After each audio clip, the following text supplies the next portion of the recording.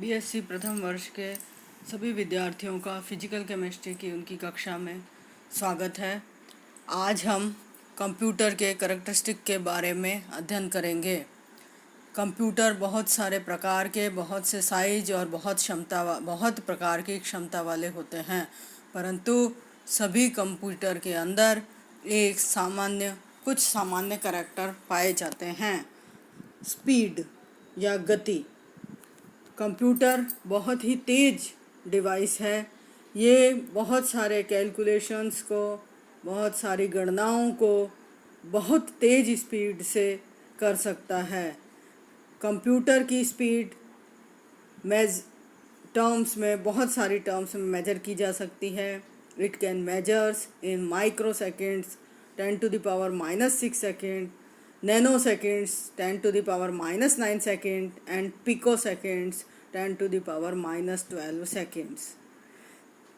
A microcomputer can execute million of instructions. एक micro computer में लाखों गणनाएं, लाखों सूचनाएं एक साथ एकत्रित कर सकते हैं। सुपर कंप्यूटर एग्जीक्यूट 1000 और million faster time than micro computer. Micro computer की तुलना में जो सुपर कंप्यूटर है और लाख गुना ज़्यादा फास्ट कैलकुलेशन करता है, जितना कि मनुष्य सैकड़ों साल में भी नहीं कर पाता। दूसरा, स्टोरेज कैपेसिटी या संग्रहण क्षमता। कंप्यूटर बहुत अधिक मात्रा में और बहुत ज़्यादा मात्रा में मेन मेमोरी और ऑक्सिलरी मेमोरी दोनों में सेव कर सकते हैं, या अपनी जो डाटा है उनको एकत्रित करके रख सकते हैं। ये सेकेंडरी डिवाइसेस हैं। ये एक प्रकार के सेकेंडरी डिवाइसेस हैं। द मेमोरी अनलिमिटेड स्पेस होता है। मेमोरी के लिए अनलिमिटेड स्पेस होता है और बहुत सारी ऑक्सिलरी डिवाइसेस को जोड़ करके इस स्पेस को जितनी आवश्यकता हो बढ़ाया जा सकता है। मेमोरी जब भर जाती है तो इसे दूसरी जगह पर भी सेव किया जा सकता है और ज़रूरत होने पर उसे वापस रिट्राइटेंड किया जा सकता है। तीसरी इसका गुण है वो है एक्यूरेसी। एक्यूरेसी या हाई कंसिस्टेंट मशीन है। कंप्यूटर वास्तव में हाई कंसिस्टेंट मशीन है और इसकी एक्यूरेसी मानव की एक्यूरेसी के कंपैरिजन में बहुत ज़्यादा होती है।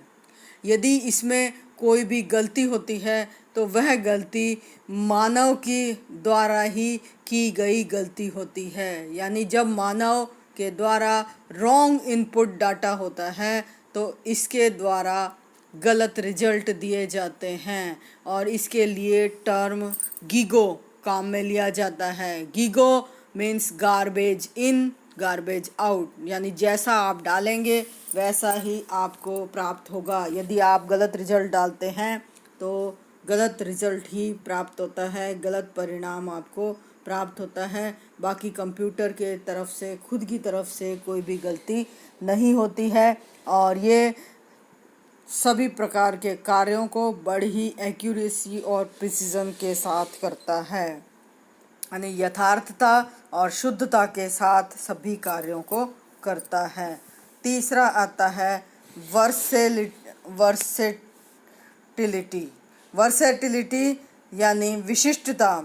ये बहुत ही सभी दिशा में कार्य कर सकता है। कॉम्प्लेक्स कैलकुलेशन कर सकता है, एक ही समय में बिल फॉर्मेशन कर सकता है, मार्कशीट प्रिपरेशन करता है और अलग अलग भांति के कार्यों को, यानी विभिन्न प्रकार के कार्यों को ये एक ही समय पर बिल्कुल पर्याप्त सक्षमता के साथ कर सकता है।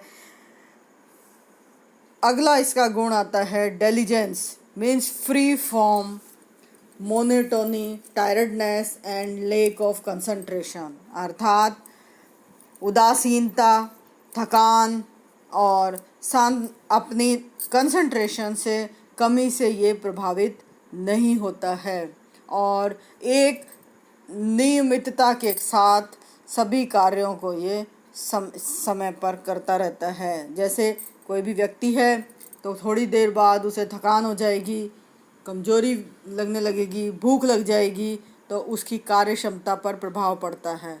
परंतु कंप्यूटर 10 पहली कैलकुलेशन जितनी क्षमता के साथ करता है, यदि उसे 10 लाखवां कार्य भी करना है, 10 लाखवीं कैलकुलेशन भी करनी है, तो वो उतनी ही स्पीड से करेगा जितनी उसने पहली करी। यानी इन सब बातों का कंप्यूटर पर कोई प्रभाव नहीं पड़ता है। इसके बाद आता है अगला, इसका जो विशेषता है वो है ऑटोमेशन। ऑटोमेशन का मतलब ये सभी कार्य अपने आप करने में सक्षम है। यदि आपने एक बार इसको कमांड दे दिया और आपने सही कमांड दिया है, तो ये ऑटोमेटिकली सारे कार्यों को अच्छी प्रकार से पूर्ण करेगा। और इसके अलावा आपने उसको कमांड दिया कि यदि एक सीरीज़ कार्यों की करनी है, तो वो सारी सीरीज़ कार्यों की ऑटोमेटिकली या अपने आप स्वतः प्रेरणा से कर देता है और उनमें कोई भी गलती की संभावना नहीं होती है। रिमेंबरनेस पावर, कंप्यूटर की रिमेंबरनेस पावर या याद रखने की जो क्षमता होती है वो काफ़ी ज़्यादा होती है। और ये सेकेंडरी डिवाइसेस में हम इसकी जो एफिशिएंसी है उसको हम सेकेंडरी डिवाइसेस में भी स्टोर कर सकते हैं।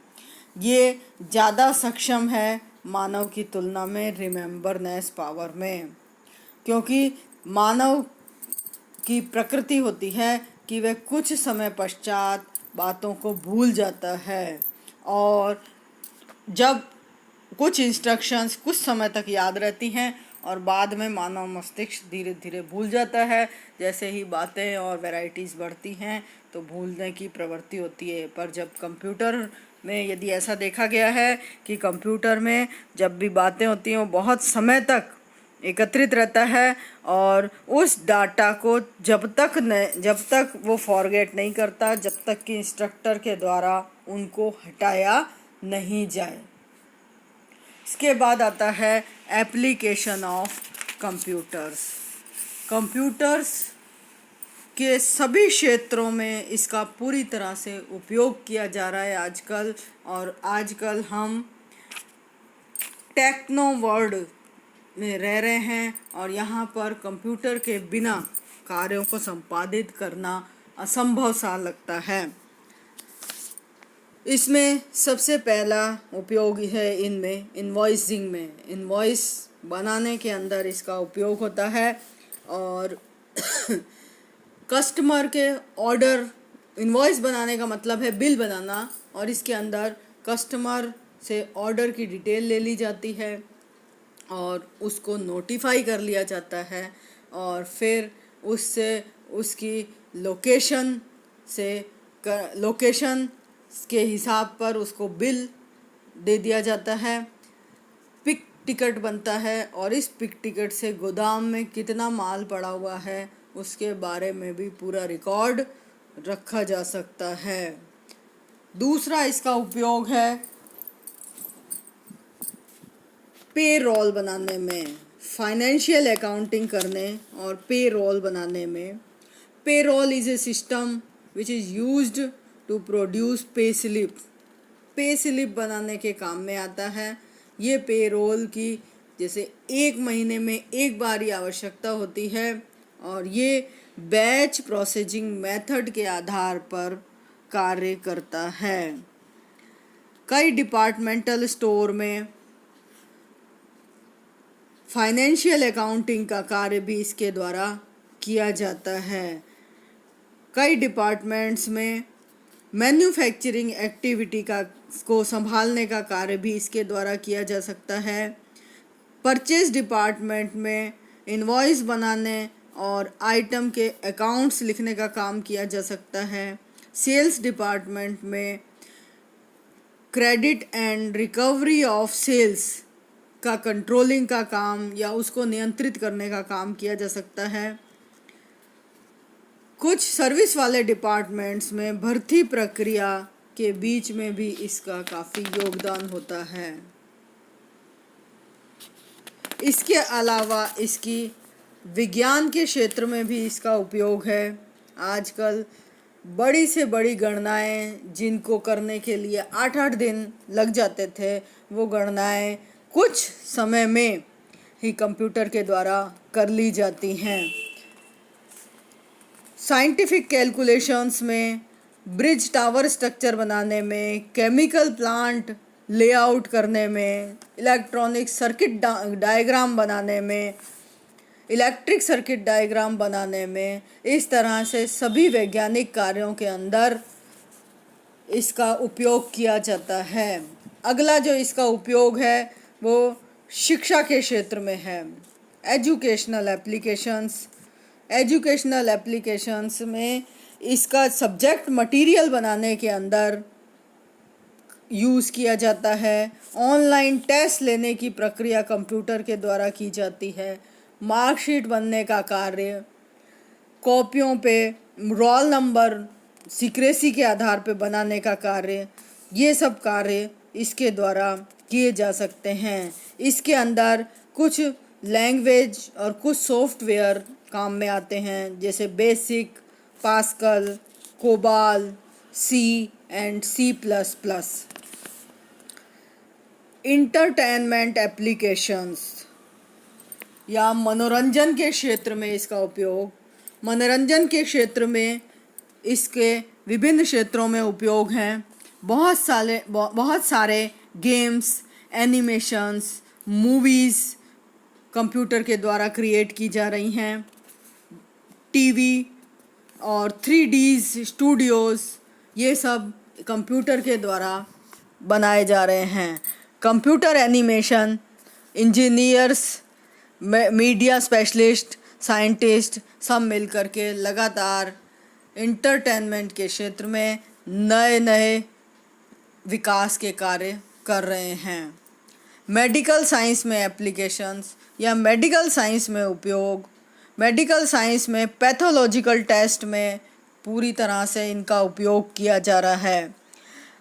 अलग अलग प्रोग्राम बहुत सारे पैथोलॉजिकल प्रोसेस में, जैसे ब्लड टेस्टिंग में, हीमोग्लोबिन टेस्टिंग में, ब्लड में chloride, sodium, potassium, calcium, phosphorus, albumin, protein, WBC counting, RBC counting, इन सब का ज़्यादा एक्यूरेट रिजल्ट कंप्यूटर के द्वारा मॉनिटरिंग से और नई टेक्निक से प्राप्त किया जा रहा है। इसके अलावा ब्रेन की internal study, magnetic resonance image लेना, ये सब कंप्यूटर और कंप्यूटर के माइक्रो प्रोसीजर के द्वारा बहुत अच्छी प्रकार से किया जा रहा है। इंडस्ट्री में ऑटोमेशन, इंडस्ट्री के अंदर स्वतः चलने वाले उपकरणों का निर्माण, यह भी कंप्यूटर के द्वारा किया जा रहा है।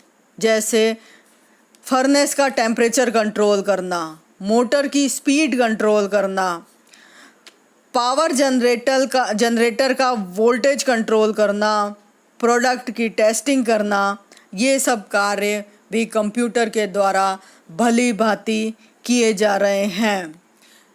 लास्ट एप्लीकेशन है इसकी वेदर फॉरकास्टिंग एप्लीकेशंस, मौसम की परिशुद्ध भविष्यवाणी कंप्यूटर के द्वारा की जाती हैं और वर्ल्ड वाइज नेटवर्क और सैटेलाइट से एक्यूरेट यानी बिल्कुल शुद्ध और सटीक मौसम की जानकारी प्राप्त करने का कार्य कंप्यूटर के द्वारा किया जाता है। तो इस तरह से कंप्यूटर का हर क्षेत्र में आजकल उपयोग है और आज की तारीख में हम कह सकते हैं कि कंप्यूटर पूरी दुनिया टेक्नो वर्ल्ड बन चुकी है और पूरी दुनिया जो बहुत दूर दूर बहुत डिस्टेंसेस थी वो डिस्टेंसेस बहुत क्लोज हो गए हैं और पूरा वर्ल्ड एक गांव की तरह से बन गया है। तो इस तरह से आज हमने कंप्यूटर के करैक्टरिस्टिक और कंप्यूटर के एप्लीकेशन के बारे में जानकारी प्राप्त की।